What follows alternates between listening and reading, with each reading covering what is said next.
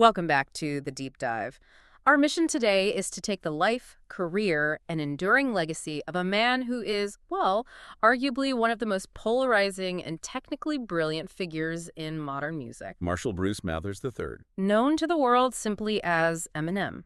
He's just a figure of profound contradiction. I mean, a controversial lyricist who broke racial barriers in one of America's most historically segregated art forms. And somehow ascended to become, one of the greatest and most influential rappers of all time. And when you look at the sources, his career isn't just chronology of albums. It feels more like a case study in how trauma is weaponized into art. Exactly. We are tracking his entire arc, and I mean the entire thing, beginning with that difficult, poverty-stricken childhood in Detroit, Right. navigating the treacherous waters of global fame, surviving a near-fatal drug hiatus, making this triumphant, record-breaking return. And we're bringing it right up to his current status as a veteran artist. We're talking the critical and commercial reception of his 2024 album and even recently announced 2025 projects. It's a massive scope. Our goal is really to move past the Wikipedia summary.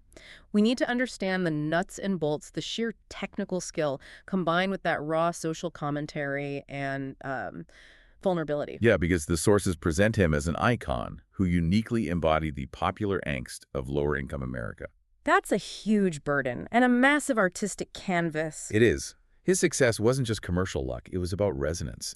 That ability to articulate the feeling of being marginalized, of being angry at a system that felt stacked against you. That's what gave his often transgressive and frankly shocking work such wide acceptance. Across all demographics, it's a deep dive into the unique equation where chaos and technical perfection created a multi-generational icon. Okay, let's unpack this. We have to start where the man was formed, the instability and hardship of his early years. So when we start with Marshall Mathers, born October 17th, 1972 in St. Joseph, Missouri, we have to recognize that instability was like his earliest environment.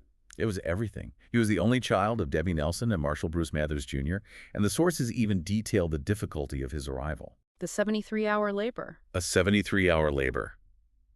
It's almost as if it set the stage for a life of intense struggle. His father abandoned the family when Marshall was just 18 months old, Leaving Debbie, a teenage mother, to raise him in just abject poverty. and the instability was relentless. I mean, they didn't just move. The sources say they ricocheted between states, Missouri, Kansas City, Michigan. Never staying in one home for more than a year or two. Yeah, so how does that constant displacement manifest itself early on? Well, it creates this deep-seated need for permanence, for expression. He initially channeled that into storytelling, but through visual arts, drawing. Right, you wanted to be a comic book artist. Exactly. When they finally settled in Detroit at age 12, the new environment just presented a different kind of difficulty. They lived in a working-class, primarily black neighborhood on the east side. And the sources are very specific here. They say for a time they were one of only 3 white households on their block. That context is just so vital because he was attempting to enter the hip-hop scene, a culture defined by authenticity and rooted in black experience. While living as a marginalized white kid in that exact neighborhood. He was often beaten by black youths. He faced intense scrutiny. This environment forced him to develop this aggressive, protective shell. Which later fed directly into the battle rap ethos he embraced. But before that, there was a key personal trauma that really shaped his understanding of violence and victimhood. You're referring to the severe childhood assault, the one he later immortalized in song. Yes, D'Angelo Bailey. The sources note that Bailey assaulted Marshall as a child, and it resulted in a severe head injury that led to his mother filing a lawsuit against the public school system in 1982. A suit that was dismissed. It was dismissed, but the trauma stuck. This isn't just a biographical footnote. When he later released the song Brain Damage, that lyricized trauma was utterly raw, immediate, and verifiable. It gave his early work this really uncomfortable layer of authenticity. It's amazing that amid all this chaos, his saving grace, his real introduction to hip-hop came directly from his family. Specifically, his uncle, Ronnie Polkinghorne, Debbie's half-brother. He was a major source of stability for Marshall, and his first true musical mentor. He's the one who gave him the Breakin' soundtrack. That's the one. It had the track Reckless on it.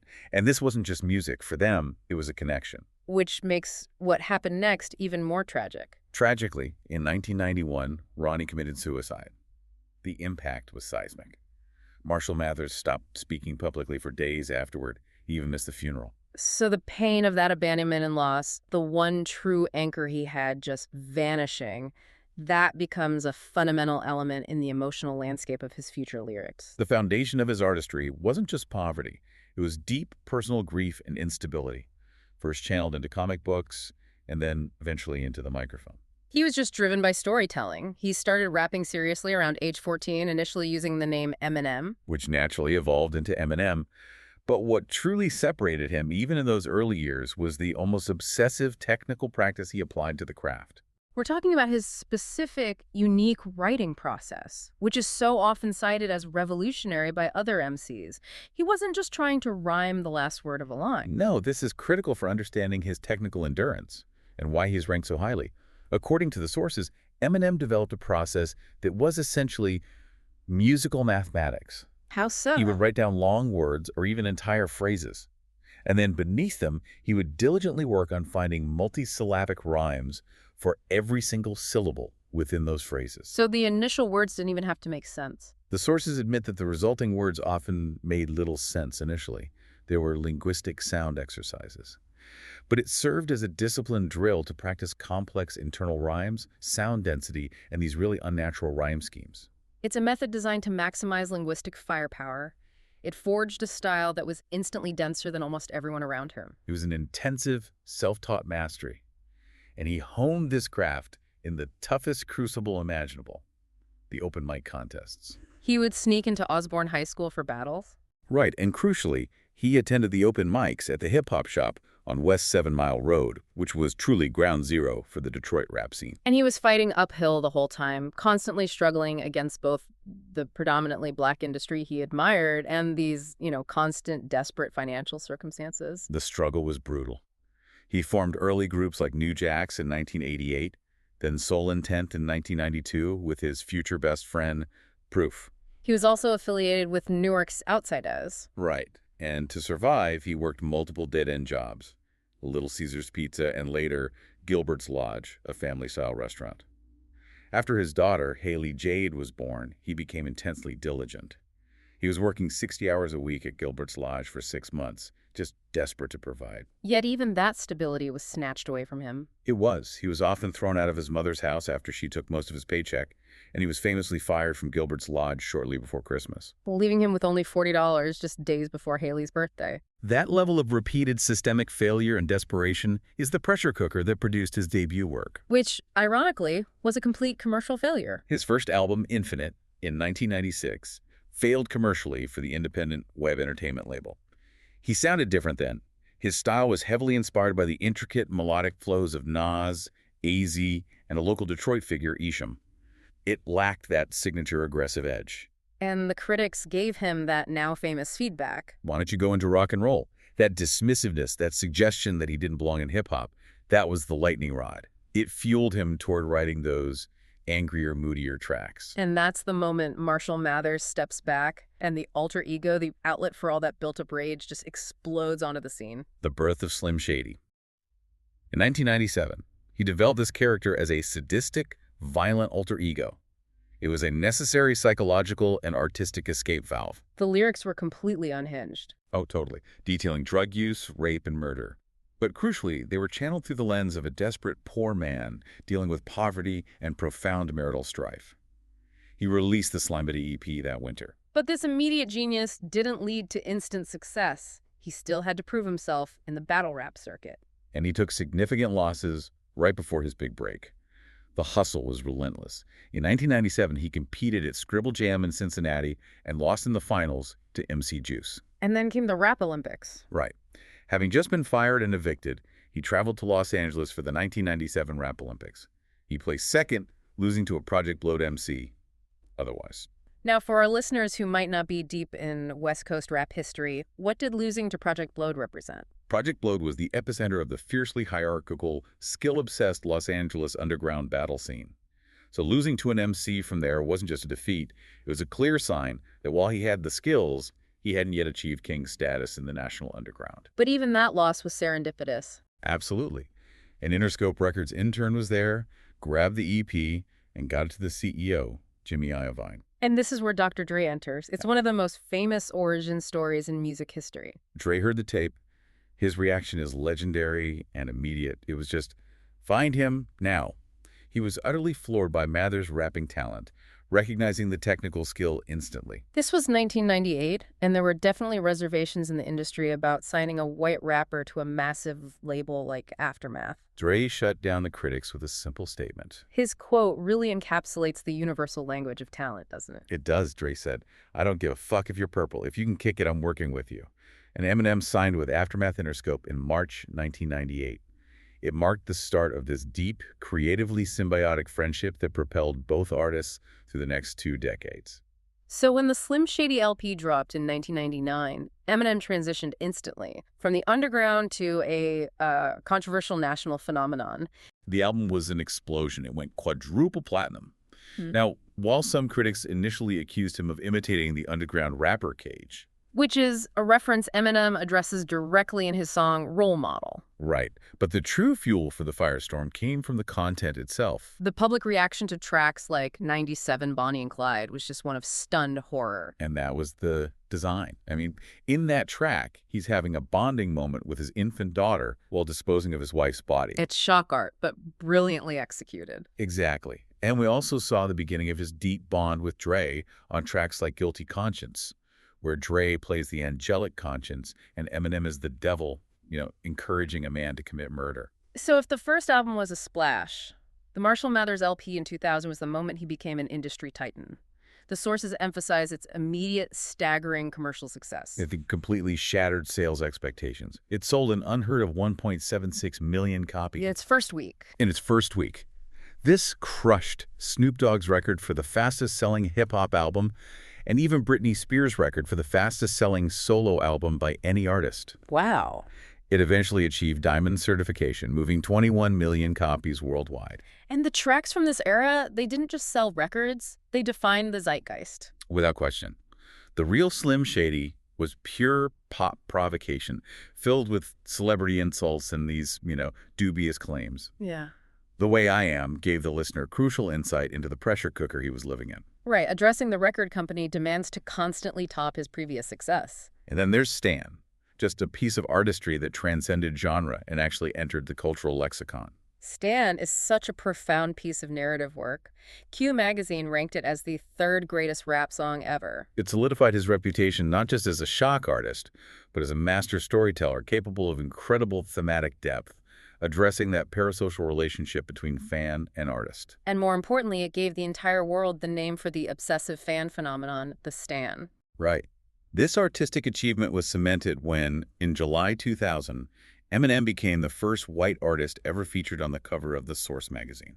What's fascinating here is the sheer scale of commercial success paired with profoundly transgressive work meant the mainstream establishment just could not ignore him anymore. No, it forced a reckoning with his controversial content. And that reckoning climaxed on the world stage at the 2001 Grammy Awards. The performance with Elton John. This moment remains one of the most significant collaborations in music history, particularly given the circumstances. Eminem was facing intense, organized protests from GLA and other organizations condemning his use of homophobic slurs. And then he walks out with the openly gay icon Elton John to perform Stan. Entertainment Weekly famously dubbed it the hug heard around the world. It was a powerful, if maybe somewhat manufactured, moment of détente.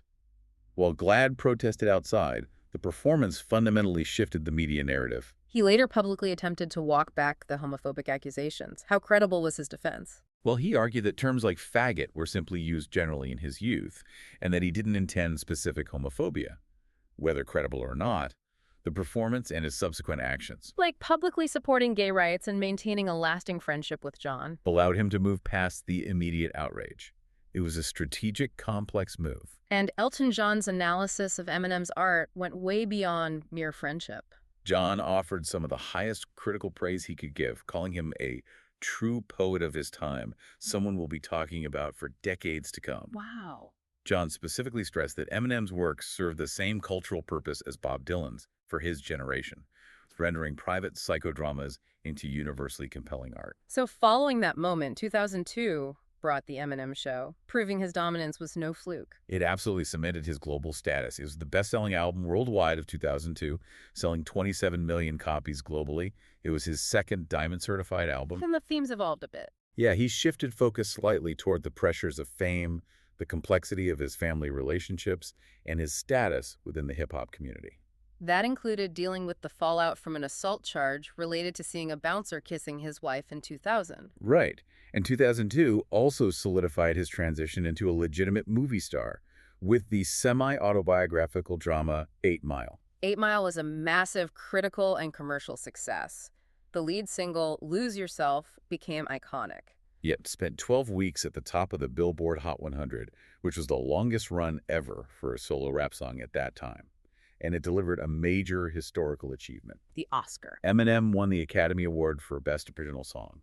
He became the first hip-hop act ever to win an Oscar. And the sources have that wonderful anecdote about him missing the actual ceremony. That's right. While his co-composer, Louis Resto, accepted the award, Eminem himself was absent because he was reportedly at home in Detroit taking a nap. It's a perfect encapsulation of his complicated relationship with Hollywood and the traditional rituals of celebrity. He excelled in that world, but never fully immersed himself in it. So the period immediately following his absolute peak was characterized by this intense creativity, working with a legend, but also the initial cracks in his foundation, which led to a profound personal collapse. His commitment to Tupac Shakur's legacy is a really noteworthy element of this transition. He was a lifelong, fervent fan. He was. In 2003, he provided production work for 3 tracks on the Tupac Resurrection soundtrack.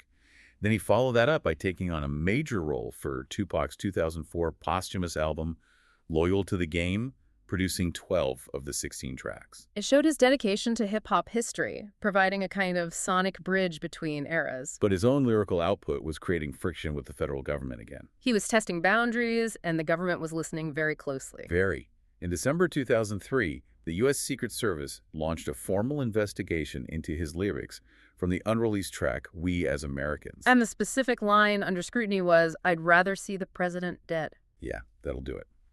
Then came Encore in 2004, which, despite its success, led to a complicated and rather messy media beef that drew in multiple music legends. That was the fallout from the lead single, Just Lose It. The video contained direct slurs toward Michael Jackson, parodying his child molestation trial, and the infamous hair on fire incident from the Pepsi commercial. Jackson himself called into a radio show to voice his deep displeasure. And he gained vocal support from friends like Stevie Wonder, who publicly called the video bullshit. And the irony within that controversy is truly strange, involving Weird Al Yankovic of all people. It really highlights the double standard of shock art. Yankovic, who typically parodies pop hits, had previously been blocked by Eminem from releasing a video for his Lose Yourself parody, Couch Potato. So when Jackson protested Eminem's video, Yankovic pointed out that the irony of the situation, Eminem protesting a parody of his own work only to use ridicule against Jackson, was, as he put it, not lost on me. Amid all the chaos and controversy, Eminem used his platform for overt political action just before the 2004 election. He released the explicitly anti-war, anti-Bush song and video, Mosh. The video mobilized this army of protesters who were then revealed to be there simply to register to vote. It showed his willingness to use his celebrity not just for shock, but for real-world political advocacy. Exactly. This activist streak was running parallel to his business ventures, as he also launched his uncut satellite radio channel, Shade 45, on Sirius in 2004. But this whole period of intense activity and controversy marked the end of his initial run. The underlying addiction problem brought everything to a dramatic halt. In 2005, he canceled the European leg of the Anger Management 3 tour to enter rehab for a dependency on sleep medication. And the dependency originated pretty innocently, didn't it? Yeah, he developed severe insomnia during the grueling 16-hour production days for 8 Mile and was introduced to Ambien. The reliance quickly escalated into a catastrophic prescription drug dependency. The sources detail truly staggering numbers regarding his drug abuse. This wasn't minor substance use. This was a complete collapse. It was a near total destruction of his body and mind. He admitted he was taking the pills simply to feel normal. The addiction expanded to consuming a ridiculous amount, up to 40 to 60 Valium pills and maybe 30 Vicodin pills. A day. A day. Furthermore, the drug use led to significant weight gain. He reached 230 pounds, relying heavily on fast food, which contributed to his increasing isolation and physical deterioration. And this descent peaked in a life-threatening overdose. In December 2007, he was hospitalized for an accidental methadone overdose. He had obtained the pills from a dealer who falsely claimed they were like Vicodin, but easier on the liver. The severity was immense. Doctors told him he had ingested the equivalent of 4 bags of heroin and was chillingly about 2 hours from dying. Here's where it gets really interesting. His ability to synthesize personal pain into his art and career trajectory. Because his overdose came during a period of profound mourning. Proof's murder in 2006 compounded his depression during this 5-year hiatus. Proof was not just his hype man. He was his best friend, his partner in Bad Meets Evil, his emotional anchor. The loss of Proof exacerbated his dependency. He was trying to numb the grief. After the overdose, the road to sobriety was slow.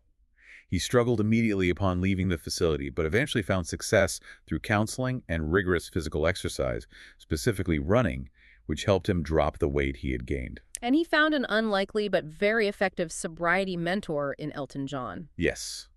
Elton John, who had famously battled his own addictions, took Marshall under his wing. He would call him once a week to check in and provide support and encouragement. This mentorship provided a stable, sober structure. And he has been sober since April 20, 2008. He has. The resulting comeback was not just commercially successful, it set new industry standards. He returned with Relapse in 2009. But while that was successful, the true creative and commercial statement was Recovery in 2010. Which was initially planned as Relapse, too. Right, but he changed the title because the sound was dramatically different, signaling a new artistic chapter. Exactly. He viewed the music as a definitive fresh start. Recovery became the world's best-selling album of 2010, selling 741,000 copies in its first week alone, and breaking the record for the most successive U.S. #1 albums by a solo artist. That album demonstrated he was back not just as an icon, but as a commercial juggernaut. The singles from Recovery were ubiquitous. Not Afraid debuted at #1, and Love the Way You Lie with Rihanna was the best-selling single of 2010 in the United Kingdom. This era also saw the reunion of his duo Bad Meets Evil with Royce Day, 5'9" for the Hell, the sequel EP in 2011. Right, reminding listeners of his Detroit roots. This period was capped when, in 2011, he became the only rapper to achieve the monumental feat of having 2 Diamond-certified albums, the Marshall Mathers LP and the Eminem Show. So moving into his later career, Eminem entered this phase defined by balancing nostalgia for his iconic past with a new willingness to address his personal mistakes. And engage in direct political activism. That dual identity was really encapsulated in the 2013 release of the Marshall Mathers LP2. It was a massive commercial success. It secured his position as Canada's best-selling artist that year, earned him another Best Rap Album Grammy. And technically, the album was a marvel. It demonstrated his continued prowess by tying the Beatles for a truly remarkable feat. Having 4 singles simultaneously in the Billboard Hot 100 Top 20. Incredible. But the personal growth you mentioned was powerfully evident on one specific track, where he finally addressed his mother. Headlights. This was a mature, long overdue public apology to Debbie Nelson for the cruel lyrics he had aimed at her in earlier songs like Cleaning Out My Closet. This track marked a clear public turning point in his reckoning with his own trauma and the artistic exploitation of his personal life. It showed he was capable of regret and growth. Then the middle of the 2010s saw a significant artistic pivot toward political commentary, focused heavily on Donald Trump. He became extremely overtly political, beginning with the campaign speech freestyle in 2016. That paved the way for the famous 2017 The Storm freestyle at the BET Hip Hop Awards. Where he drew a clear line in the sand. He did. He concluded that any of his fans who supported Trump could no longer be his fans. That aggressive political stance, combined with his lyrical content, brought the Secret Service back into the picture, mirroring the investigation from the George W. Bush era. The sources confirmed that the Secret Service interviewed him between 2018 and 2019 regarding threatening lyrics aimed at both President Trump and his daughter, Ivanka. So this sustained pattern investigations in 2003 and 2018 illustrates a consistent willingness to use his celebrity platform for aggressive countercultural critique. Regardless of who is in power. And this political commitment continued right into the 2020s. Absolutely. In 2020, he authorized the use of Lose Yourself in a campaign video for Joe Biden. More recently, in 2022, he publicly opposed the overturning of Roe v. Wade. And in 2024, he publicly endorsed Kamala Harris at a Detroit rally, speaking on the importance of voter turnout and support for civil liberties. He also asserted his control over how his music is used politically, which made headlines during the 2023 Republican primary. He sent a highly publicized cease and desist letter to Vivek Ramaswamy, requesting he stop performing Lose Yourself at campaign events. This wasn't just about copyright. No, it was a clear political statement reinforcing his commitment to controlling the narrative around his politically charged art. And his late career album run has been marked by mixed critical reception, surprise releases, and ongoing controversy. A turbulent but dominant decade. Revival in 2017 received pretty negative reviews. Critics often cited it as his weakest. Yeah, they felt it lacked cohesion. His response was immediate and strategic. Just 8 months later, he surprise released Kamikaze in 2018, an album aimed directly at those critics. And it secured his 9th consecutive #1 album. The surprise drops became his signature move, culminating in Music to Be Murdered By in 2020, which earned him a truly historic industry record. The first artist to have 10 consecutive albums debut at #1 in the United States. But it generated fierce and immediate criticism for the track Unaccommodating, where he referenced the 2017 Manchester Arena bombing. The mayor of Manchester and various survivors condemned the lyrics as unnecessarily hurtful and insensitive. Yet, later on that same album, he demonstrated that personal growth and accountability we saw earlier. Yes, on the Side B Deluxe Edition track, Zeus, he offered an important apology to Rihanna. This was over a leaked song from his relapse sessions where he had seemingly sided with Chris Brown during their 2009 felony assault case. Right. It shows that while the instinct for shock value remains, the man Marshall Mathers is still engaged in a continuous process of personal accountability, even if it's delayed. And this brings us right up to the present day with the 2024 album, which tackled the primary alter ego directly. The Death of Slim Shady, Coup de Grâce. It was perhaps his most meta project yet, a concept album centered on the literal murder of the Slim Shady persona. It secured his 11th #1 album, notably interrupting Taylor Swift's chart dominance. Critically, reviews were highly mixed. While his technical abilities were universally lauded, the density critics complained about infantile wordplay and attempts at shock value that now felt, predictable or incoherent in his mature state. It seems despite attempting to kill off Slim Shady, the character remains a fixture in his future projects. The persona is clearly indelible. He has upcoming collaborations set, including Murdergram Do with LL Cool J in 2024 and Animals, BTI with JID in 2025. But the most explicit example of the alter ego's endurance is the announcement for November 2025. He's set to appear as himself and Slim Shady in a content update for the video game Hitman, World of Assassination. He's quite literally scheduled to fight his alter ego in the digital realm. On a personal and family note, he's maintained a level of stability that really belies his turbulent career. He's a fiercely protective and dedicated father. He recently became a grandfather in 2025 through his only biological child, Haley Jade. He also raised his adopted daughters, Elena Marie and Stevie Lane, and his younger half-brother, Nathan. And he's also used this late career phase to reconcile publicly. Most notably with Snoop Dogg, releasing the collaboration from the D to the LBC in 2022 after a public beef. Now let's turn to the core of this deep dive. Setting aside the controversy and biography, Marshall Mathers' enduring legacy rests almost entirely on the mechanics of his unparalleled technical skill. He didn't invent complex rapping, not at all. But he took the foundation laid by MCs before him and maximized its potential through intensive study and practice. His influences were broad. Very. He cited foundational MCs like Cool G Rap, Masta Ace, Tupac, and LL Cool J, alongside Detroit locals like Esham, who pioneered that dark, horror-themed rap style. And importantly, he also cited 70s and 80s rock acts, including Jimi Hendrix and Led Zeppelin, as influences. Which helped inform the rap rock elements he often incorporated. Okay, let's talk brass tacks. For the listener who knows his music but perhaps hasn't dissected the structure, what specific elements of his flow and writing are consistently praised by other MCs in expert texts? The analysis, particularly found in works like the book How to Rap, focuses on 3 revolutionary aspects. First, his mastery of complex rhyme schemes and multisyllabic rhymes. And this goes beyond simple internal rhyming. Oh, way beyond. He often uses entire sentences to set up a rhyme chain that might run 3 or 4 bars, where almost every single word participates in the rhyme sound. And the second point is often cited as the most unique. His ability to force words to rhyme. That's the word bending. He consciously forces unnatural connections, bending pronunciation and emphasis to maximize sound density.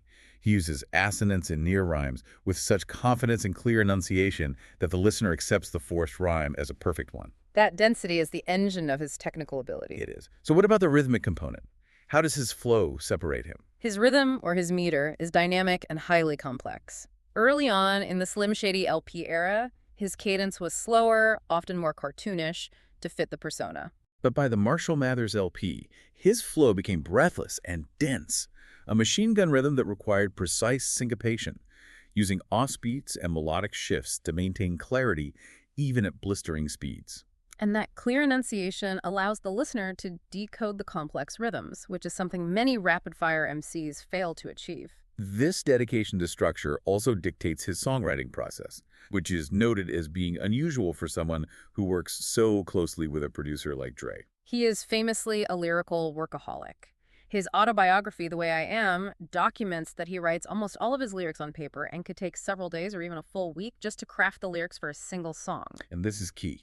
He structures the song around the lyrics and the narrative rather than writing the lyrics to a pre-existing beat. The notable exception, of course, was Stan, which originated from a scratch track provided by the 45 King.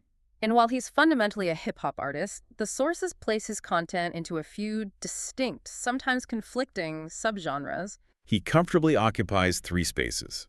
Horrorcore is unavoidable due to the violent and macabre narratives of the Slim Shady persona, drawing heavily from artists like Isham. Then you have comedy hip-hop, where tracks use satire, absurdity, and gross-out humor.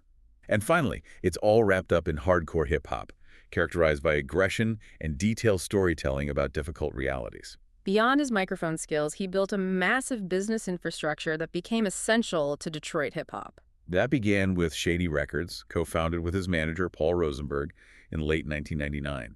It wasn't just a vanity label, it was the essential vehicle for launching careers for Detroit artists like his collective D12. Securing massive deals for major stars like 50 Cent and Obi Trice. Right. That empire then extended into the radio waves with Shade 45. The satellite radio channel on Sirius launched in 2004. It was designed as a destination for uncut, uncensored hip-hop that major networks wouldn't touch. And he promoted it with a Shady National Convention in New York, which featured a truly bizarre political footnote. The moment Donald Trump endorsed him. Trump endorsed him at the 2004 convention. Given the deep political animosity that developed a decade later, the irony is thick. Eminem himself later expressed deep regret over the collaboration on his Revival album. He did. He rapped that he wished he would have spit on it before I went to shake his hand at the event. And then there's the ultimate example of modern celebrity monetization, Mom's Spaghetti. This is more than just a funny side project. It's a sophisticated modern business model. Opened in Detroit in 2021, it's a literal manifestation of his most famous lyric from Lose Yourself that became an organic internet meme. It originated as a successful pop-up, right? At major festivals like Coachella, and it has since launched a line of jarred pasta sauce in 2023. So why does that matter? It matters because it represents a postmodern approach to branding. Instead of traditional top-down endorsements, Marshall Mathers recognized an organic cultural moment tied deeply to his own narrative. The nervousness, the poverty, the vomit, and monetized the metatext. It's sophisticated niche business strategy built on collective nostalgia. Absolutely. And we've covered his film career with 8 Mile, but his pursuit of narrative also extended into the literary world. He published 2 significant books. Angry Blonde in 2000 was a mix of his own commentary on select lyrics, offering insight into his songwriting process. And then came his 2008 autobiography, The Way I Am, which was a more extensive documentation of his struggles, his life story, and his personal photos, published during his recovery period. If we connect all this to the bigger picture, Marshall Mathers managed to weaponize his trauma and harness that intensity into technical perfection and unprecedented commercial success, creating a complex, enduring representation of the American underclass that remains relevant decades later. The sales figures place him in a category almost entirely by himself. Unquestionably. He has sold over 220 million records worldwide, solidifying his status as the best-selling rapper and one of the best-selling artists overall. He didn't just sell records for a moment, he defined 2 decades of commerce. He was the best-selling music artist in the U.S. during the entire 2000s and the best-selling male artist of the 2010s. And his accolades tell a similar story of sustained excellence. 15 Grammy Awards, an Academy Award, and induction into the Rock and Roll Hall of Fame in his very first year of eligibility. Billboard named him the Artist of the Decade for 2000 to 2009. The RIAA certifications underscore his incredible staying power. He is one of the highest certified music artists in the United States, achieving Diamond certification for 3 albums and 4 singles. That level of sustained, multi-decade commercial dominance is nearly unheard of in modern music. But his importance extends far beyond sales. It's about his profound cultural impact, especially concerning the racial dynamics of popularizing hip-hop. Critics widely credit him with cracking open the door for hip-hop in Middle America, and crucially, demolishing racial barriers for the acceptance of white rappers in popular music. Stephen Hill, the then vice president of BT, encapsulated this acceptance perfectly in 2002. He said Eminem gets a pass because he is better than the best lyricist. Hill noted that in terms of rapping about the pain disenfranchised people feel, there is no one better. His commitment to the craft transcended the color line. And that technical and emotional resonance led to some truly lofty critical comparisons. He was compared to Bob Dylan for his ability to capture and reflect the popular angst and disenfranchisement of his generation. And to John Lennon. For his skill in rendering his deeply complex, often dark, private psychodramas into compelling universal art. The persistent thread in all this praise is the honesty, even when wrapped in shock value, and his ability to connect his dark, complex personal narrative with listeners across every possible demographic. This legacy is solidified by the sheer volume and diversity of artists who cite him as a foundational influence. The list is just staggering. It spans established veterans like 50 Cent, major contemporary figures like Kendrick Lamar, Drake, and The Weeknd, Pop stars like Ed Sheeran and Camila Cabello. and artists defining the next generation like Logic, Tyler, The Creator, and JID. Even global K-pop powerhouse BTS cited him as a core influence.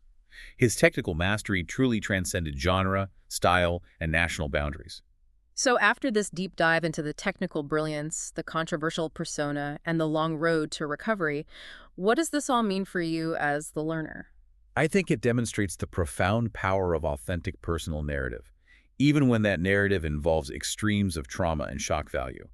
Marshall Mathers proved that technical perfection, forged in deep personal difficulty and expressed through painful honesty, can lead to unprecedented commercial success and enduring artistic relevance. Even following a catastrophic personal collapse. This deep dive into Marshall Mathers III confirms that his career has been a series of spectacular peaks and deep traumatic valleys. We trace the foundation laid in poverty and struggle, the shocking global dominance enabled by the persona of Slim Shady, the near-fatal reckoning with addiction that spurred a powerful creative recovery. And his continued political and artistic relevance over 3 decades. His legacy is set by the sheer volume of his sales and the complexity of his technique. He is one of the few artists whose influence transcends the label of rapper into the realm of poet or iconographer of the modern American underclass experience. And as we close, we return to the fate of the alter ego that started it all. The 2024 album title, The Death of Slim Shady, Coup de Grâce, suggests a definitive end to the chaotic character. Even his 2025 video game appearance shows him physically fighting the persona. Right. Which raises an interesting final provocative thought for you to consider. Can an artist truly kill off the persona that provided their greatest fame, financial stability, and notoriety, especially when the fans demand the controversy and the aggression? Or is the controversial, angry alter ego forever interwoven with the man, Marshall Mathers III, destined to resurface whenever the commercial narrative or the creative well needs drawing upon? It seems even in trying to bury Slim Shady, Marshall Mathers ensures the story and the controversy will never truly end.